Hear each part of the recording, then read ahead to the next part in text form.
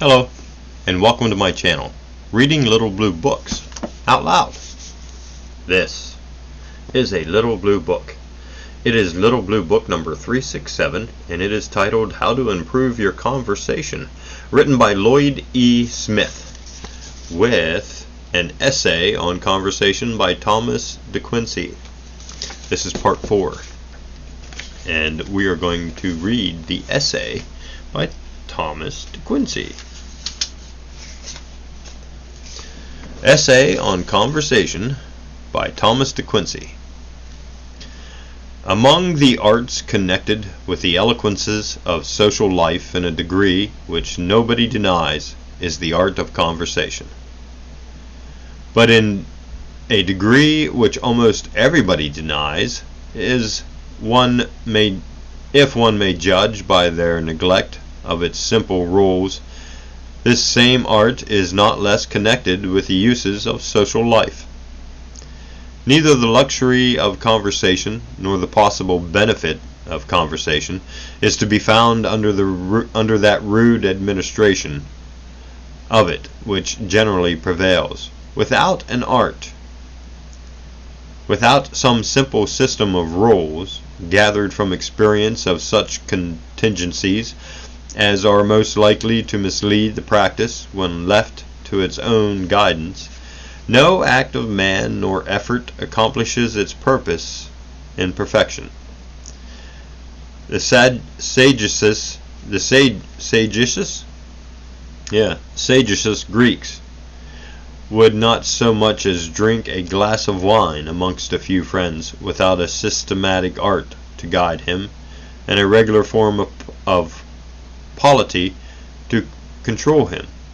Which art and which polity, begging Plato's pardon, were better than any of more ambitious aim in his Republic? Every symposium had its set of rules, and rigorous they were. Had its own Simniarch to govern it, and a tyrant he was. Elected democratically, he became, when once installed, an autocrat, not less despotic than the king of Persia.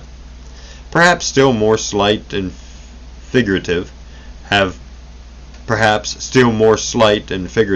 been organized into arts, taking soup gracefully under the difficulties opposed to it by a dinner dress, at that time fashionable, was reared into an art about 45 years ago by a Frenchman who lectured upon it to ladies in London, and the most brilliant Duchess of that day, viz., the Duchess of Devonshire, was amongst his best pupils.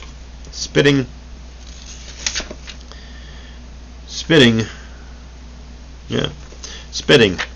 if the reader will pardon the mention of so gross a fact, was shown to be a very difficult art, and publicly prelected upon about the same time in the same great capital. The professors in this faculty were the hackney coachmen. The pupils were gentlemen who paid a guinea each for 3 lessons. The chief problem in this system of hydraulics being to throw the salivating column in a carbolic curve from the center of Parliament Street, when driving 4 in hand to the foot pavement, right and left, so as to alarm the conscience of guilty participants on either side. The ultimate problem which closed the circulum of study was held to lie in spitting round a corner. When that was mastered, the pupil was entitled to his doctor's degree. Endless are the purposes of man, merely festal or merely comic, and aiming but at the momentary life of a cloud, which have earned for themselves the distinction and apparatus of a separate art. Yet for conversation, the great paramount purpose of social meetings, no art exists or has been attempted. That seems strange, but is not really so. A limited process submits readily to the limits of a technical system, but a process so unlimited as the interchange of thoughts seems to reject them. And even if an art of conversation were less unlimited, the means of carrying such an art into practical effect amongst so vast a variety of minds seems wanting. Yet again, perhaps after all, this may rest on a mistake. What we begin by misjudging is the peculiar phases of conversation which brings it under the control of art and discipline. It is not in its relation to the intellect that conversation ever has been improved or will be improved primarily by but in its relation to manners. Has a man ever mixed with what in technical phrase is called good company, meaning company in the highest degree polished, company which, being or not being aristocratic as respects its composition, it's aristocratic as respects the standard of its manners and usage? If he really has, and does not deceive himself from vanity or from pure inacquaintance with the world, in that case he must have remarked the large effect imposed upon the grave and upon the freedom of conversation by a few simple instincts of real good breeding. Good breeding, what is it? There is no need in this place to answer that question comprehensively. It is sufficient to say that it is made up chiefly of negative elements, that it shows itself far less in what it prescribes than in what it forbids. Now, even under this limitation of the idea, the truth is that more will be done for the benefit of conversation by the simple magic of good manners, that is, chiefly by a system of forbearances, applied to the besetting vices of social intercourse, than ever was or can be done by all varieties of intellectual power assembled upon the same arena.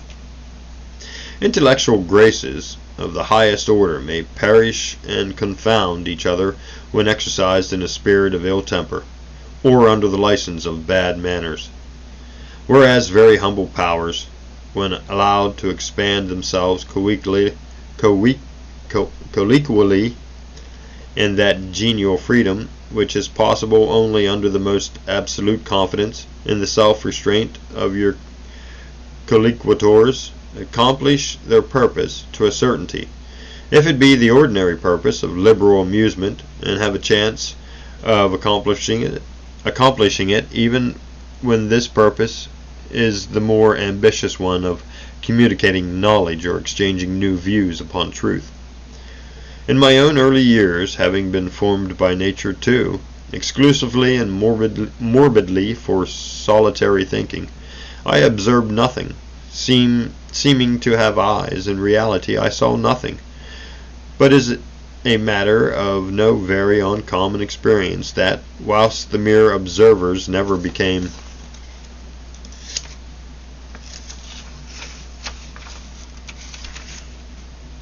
mediators, the mere mediators, or the other hand, may finally ripen into close observers, strength of thinking, through long years upon innumerable themes, will have the effect of disclosing a vast variety of questions. To which it soon becomes apparent that answers are lurking up and down the whole field of daily experience. And thus an external experience, which was slighted in youth, because it was a dark cipher that could be read into no meaning, a key that answered to no lock, gradually becomes interesting as it is found to yield one solution after another to problems that have independently matured in the mind. Thus, for instance, upon the special functions of conversation, upon its powers, its laws, its ordinary diseases, and the appropriate remedies in youth, I never bestowed a thought or care. I viewed it not as one amongst the gay ornamental arts of the intellect, but as one amongst the dull necessities of business. Loving solitude too much, I understood the capacities of colloquial intercourse too little, and thus it is thought not for my reason that most people estimate the intellectual relations of conversation. Let these, however, be what they may, one thing seemed undeniable, that this world talked a great deal too much.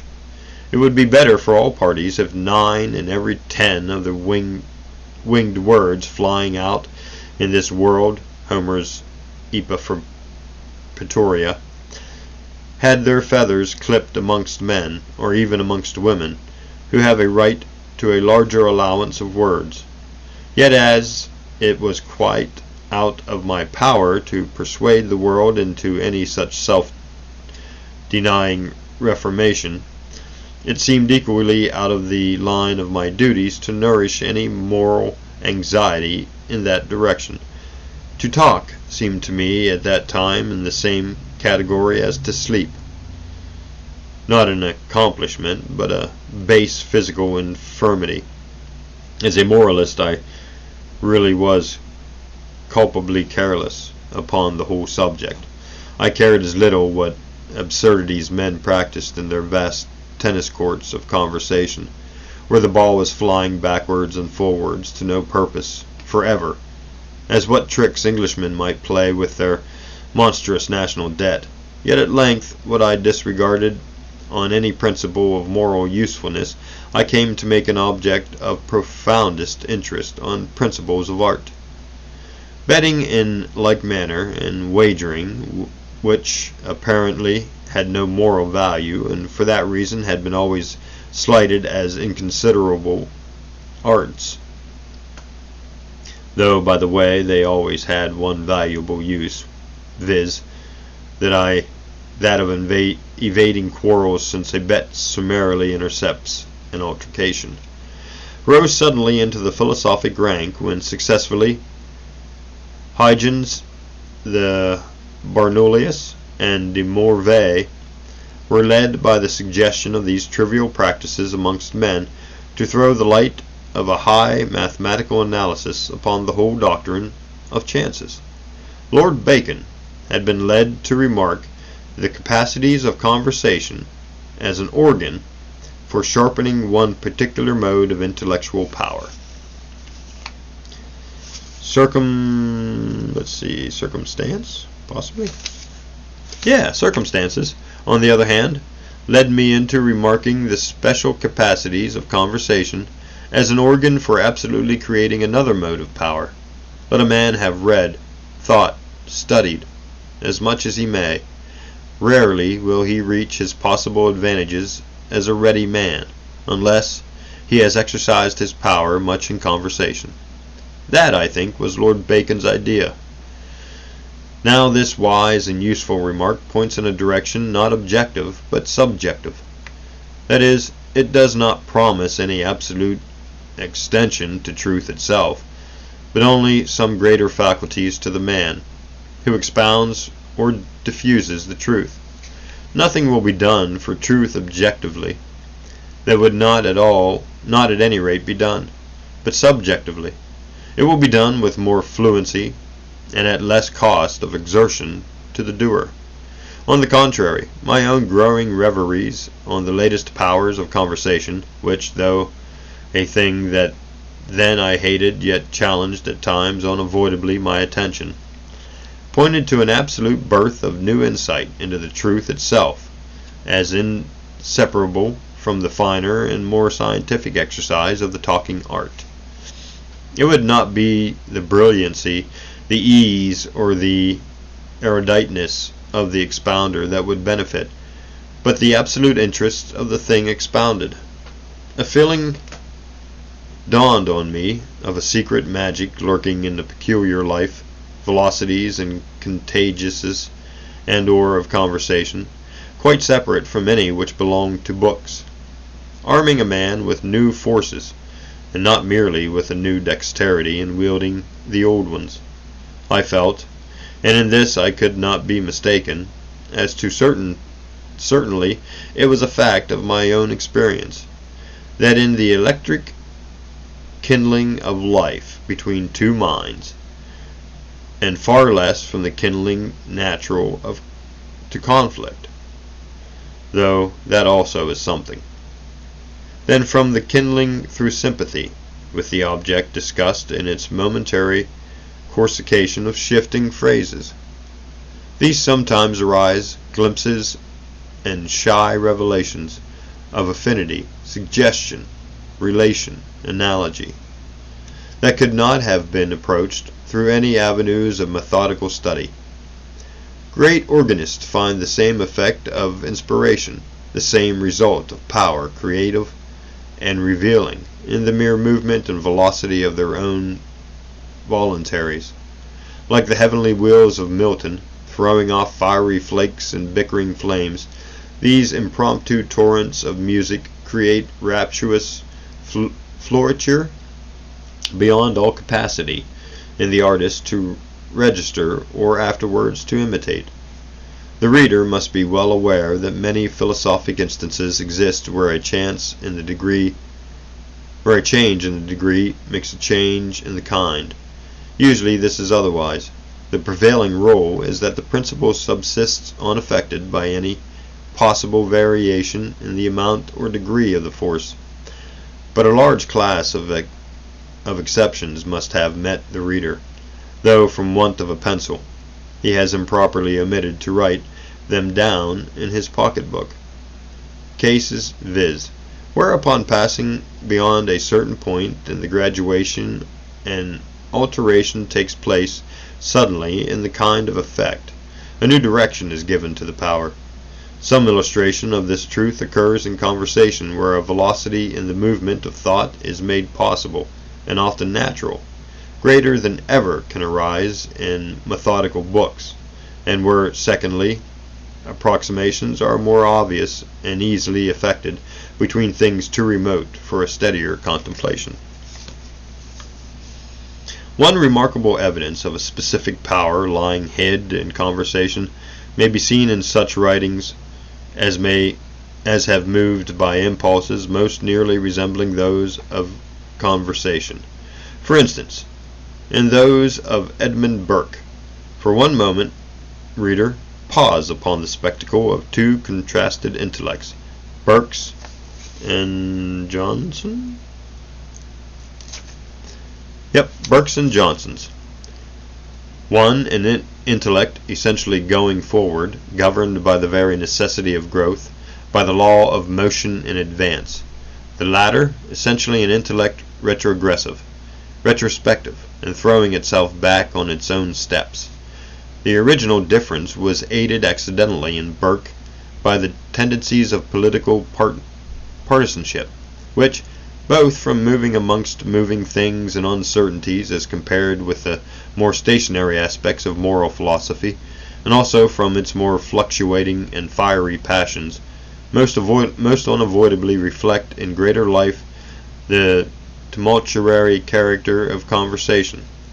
The result from these original differences of intellectual constitution, aided by these secondary differences of pursuit, is that Dr. Johnson never in any instance grows a truth before your eyes, whilst in the act of delivering it or moving towards it.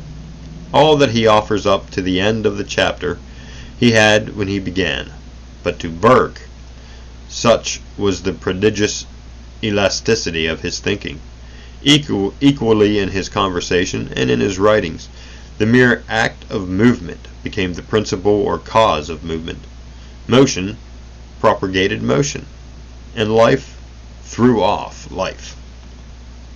The very violence of a projectile, as thrown by him, caused it to rebound in fresh forms, fresh angles, splintering, corsicating, which gave out thoughts as new and as startling to himself as they are to his reader.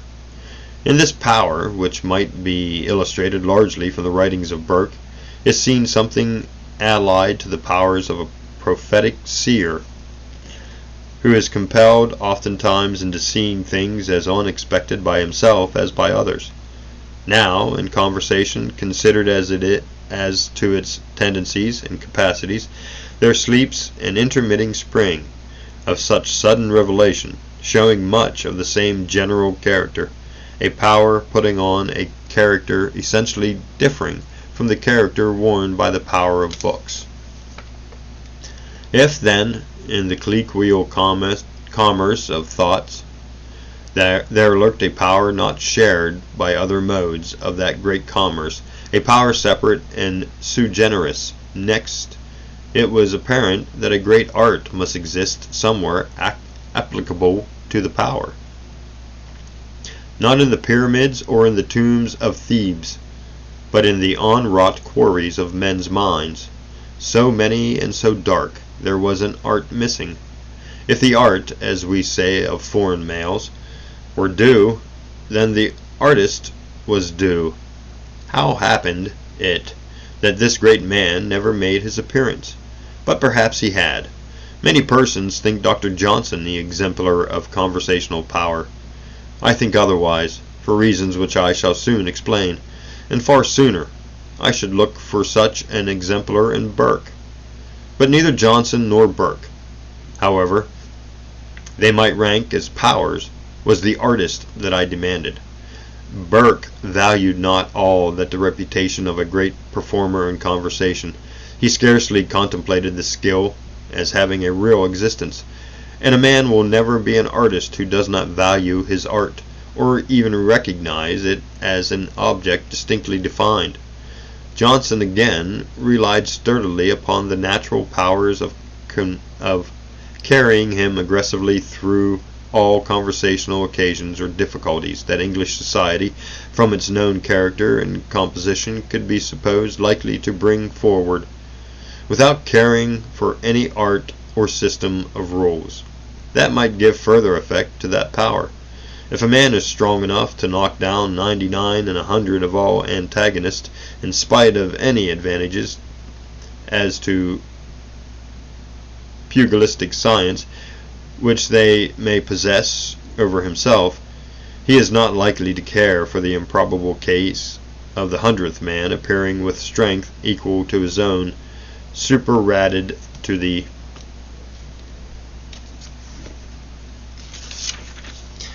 utmost excess of that artificial skill which is wanting in himself. And I think we'll stop there.